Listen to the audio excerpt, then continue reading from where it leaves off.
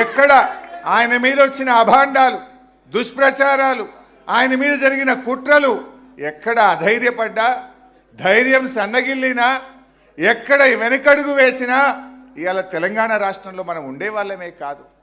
ఎన్ని కుట్రలు, ఎన్ని అపవాదులు, ఎన్ని దుష్ప్రచారాలు, ఎన్నెన్నో ప్రలోభాలు, ఏ ప్రలోభాలకు కూడా తలగ్గకుండా చివరికి తన ప్రాణాన్ని సైతం, ఇంకా ఏమవుతుందో మేము ఆయన చూడ్డానికి నిమ్స్లో వెళ్ళినప్పుడు మా కళ్ళల్లో నీళ్లు తిరిగేవి.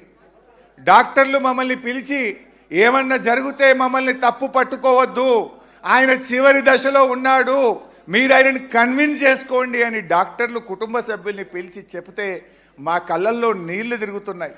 కానీ ఆయన దగ్గరికి వెళ్ళినప్పుడు మాత్రం అదే మొండి ధైర్యం, మీరు నన్ను అధైర్యపరచడానికి నా దగ్గరికి రావద్దు, నన్ను విరమించమని చెప్పడానికి నా దగ్గరికి రావద్దు, నాకెక్కడో నమ్మకం ఉంది, తప్పకుండా తెలంగాణ ప్రకటన వస్తుంది, నేను ఒకే మాటతో బయలుదేరాను, అయితే తెలంగాణ జైత్రయాత్ర లేదంటే నా శవయాత్ర అని నేను బయలుదేరాను, నేను దానికి కట్టుబడి ఉన్నాను తప్ప మీరు ఈ రూమ్లోకి వచ్చి ఆ నిమ్స్ ఆసుపత్రిలో నన్ను అధైర్యపరచొద్దు, దీక్ష విరమించమని రూమ్లోకి రావద్దు అని మాకు చెప్పేవాడు. అదే ఆయన మొండి ధైర్యం, అదే పట్టుదల ఇవాళ తెలంగాణ రాష్ట్రాన్ని తెచ్చిపెట్టింది.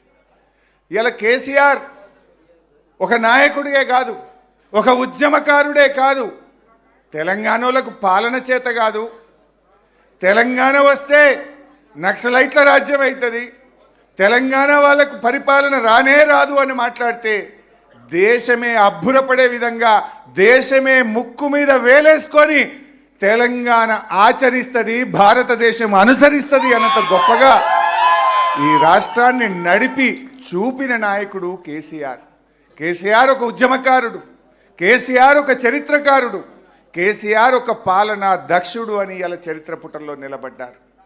మన మిషన్ కాకతీయ, మన మిషన్ భగీరథ, మన కేసీఆర్ చేపట్టిన ఎన్నెన్నో కార్యక్రమాలు ఈ దేశానికి మార్గదర్శకంగా ఒక దిక్సూచిగా నిలబడ్డాయి. సరే, ఈరోజు కేసీఆర్ గారు ఒక నాయకుడే కాదు, ఇవాళ అవ్వాతాతలకు ఆసరా పెన్షన్ ఇచ్చిన ఒక పెద్ద కొడుకుగా అవ్వాతాతలకు కేసీఆర్ నిలబడ్డాడు. కేసీఆర్ ఆడపిల్లల పెళ్లిళ్లకు కళ్యాణలక్ష్మి పథకం అందించి ఒక తోబుట్టుగా కేసీఆర్ చరిత్ర పుటల్లో నిలిచాడు.